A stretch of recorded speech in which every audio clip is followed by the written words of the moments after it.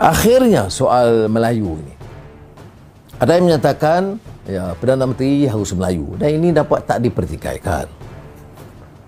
Tapi Melayu dari Parti Melayu itu tak pernah saya dengar, melainkan baru-baru ini.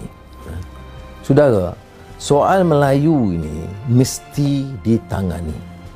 Orang Melayu majoriti di negara ini. Prinsip perlembagaan yang kita sepakati menyatakan bahasa Melayu bahasa rasmi, walaupun dibenarkan bahasa-bahasa lain. Islam agama persekutuan, kedaulatan Raja-Raja Melayu, dan hak kesemuan Melayu dan Bumi Putera. Ini semua yang dalam Pakatan Harapan dipersetujui. Malah dulu saya syaratkan dalam kerjasama Pakatan Rakyat, pemimpin-pemimpin Pakatan Rakyat mesti menandatangani perjanjian ini. Dan ini dibuat sudah lama. Tetapi saya mahu supaya kerajaan kita yang bakal kita tubuhkan, yang baru ini, harus juga jelas dalam perkara ini. Kita tidak mahu lagi anggapan menghina kaum sendiri. Melayu ini, seperti yang saya sebut tadi, dalam soal keadilan sosial yang dikupas oleh beberapa ulama dan tokoh dan sarjana, harus beri peluang. Ya. Mesti berikan peluang kepada mereka. Jangan hina mereka sebagai bangsa yang malas. Ya. Ya, kamu orang kaya dengan anak-anak yang kaya-kaya, bolehlah beri pandangan yang begitu rupa yang meluka perasaan orang lain. Dan kita nak dapat sokongan mereka. Ya? Ada yang malas. Anak orang kaya malas pun ada. Anak Cina malas pun ada. Orang Melayu malas pun ada.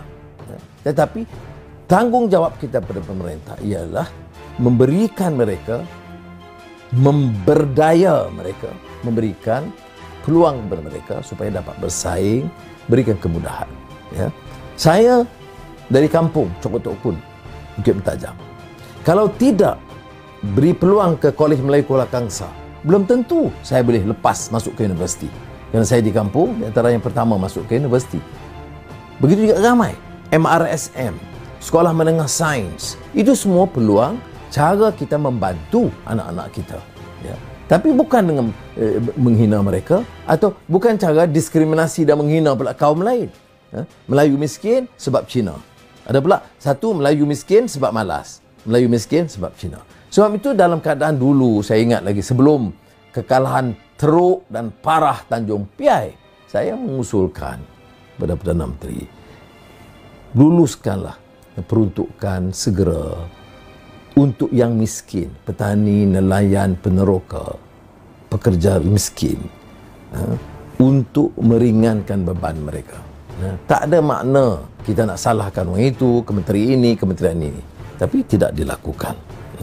Kemudian sekarang ini saya bimbang juga PPSMI, ya, belajar mengajar sains dan matematik dalam bahasa Inggeris. Ya. Untuk anak di bandar, okey, kita boleh runding dan selesaikan sedikit sebanyak. Tapi untuk paksa ini sebagai satu sistem di negara kita, dia langsung tak tahu apa yang berlaku di Manik Urai, di Kundasang.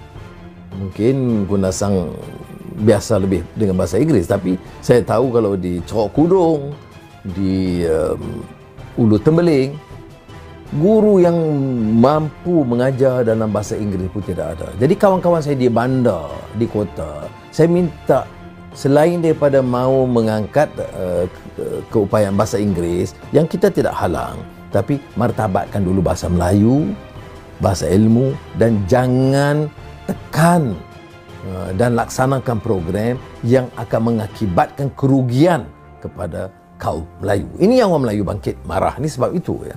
Jadi baik bagaimana tentang bahasa Inggeris. Kalau soal bahasa Melayu ini dapat diyakinkan sebagai suatu bahasa kebangsaan, bahasa ilmu, maka penyanaan mengangkat martabat penguasaan bahasa Inggeris itu, saya rasa boleh bukan saja digalakkan, boleh diberikan penekanan yang lebih. Tapi ini di antara isu-isu pokok, soal kemalasan, soal PPSMI, soal kemiskinan rakyat yang mesti diberi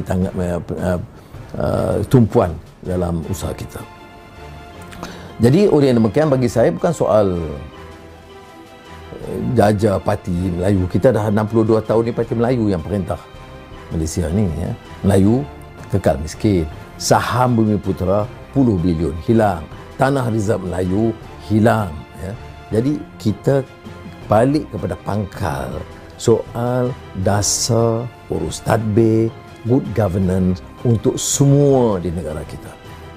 Bagi saya, kalau saya nak tegaskan, sampailah ketikanya di mana orang Melayu merasa yakin dasar yang boleh menyelamatkan mereka dan melepaskan mereka dari belenggu kemiskinan, dan memastikan dasar kita itu memberi peluang, penekanan dan keadilan bagi orang Melayu, orang Cina, orang India, suku-suku kaum Dayak dan suku kaum Kadazan dan lain di Sabah. Inilah yang kita harapkan yang dapat dikendalikan. Dan bagi saya, ini yang kita utamakan. Dan dalam hal ini sebenarnya dalam Pakatan Harapan tidak ada perbezaan. Saya ingin menyeru kawan-kawan, dalam Pakatan Harapan, ini yang sedikit sebanyak di peringkat bawah. Saya tengok kadang-kadang yang di bawah ni dia ikuti, dia tak ikuti semuanya. Jadi dia panaskan suhu politik ini. Jadi saya ingat, biar jelas pandangan saya tentang hal ini, ya, kita mau ganti kerajaan Perikatan Nasional kerana tidak ada keabsahan.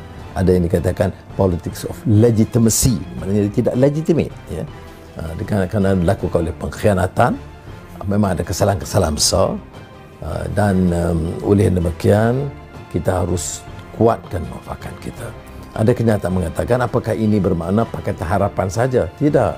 Pakatan Harapan mesti hargai usaha yang dibuat oleh Warisan dan juga oleh Tun Mahathir dan 5 anggota parlimen yang kedudukannya yang belum pasti dalam bersatu atau tidak. Tetapi kita harus kerjasama dan juga merangkul dukungan kawan-kawan yang lain. Saya harap dengan penjelasan ini dapatlah meredakan sedikit dan meredakan banyak harapnya supaya kita dapat tumpu usaha kita dan seterusnya. Tetapi apakah ini tidak bermakna kita tidak boleh bincang? Tidak benar. Ya. Saya dalam semangat Pakatan Harapan, kalau kawan-kawan merasa sangat mendesak untuk membuka perbincangan, kita boleh. Tetapi saya ingin tegaskan, kerana soal alternatif yang kedua ini bukan saja melibatkan satu keputusan umum, ya, tetapi hanya keputusan yang secara tidak langsung akan memaksa saya untuk sekali lagi bersekongkol, dan saya rasa amat sukar bagi seorang manusia biasa yang kerdil untuk sekali lagi akan dianggap dihina dengan kesilapan yang sama berulang kali. Itu kerja yang sukar saya pertahankan. Semoga Allah SWT memberikan kekuatan. Wabillahi taufiq wal hidayah. Wassalamualaikum warahmatullahi wabarakatuh.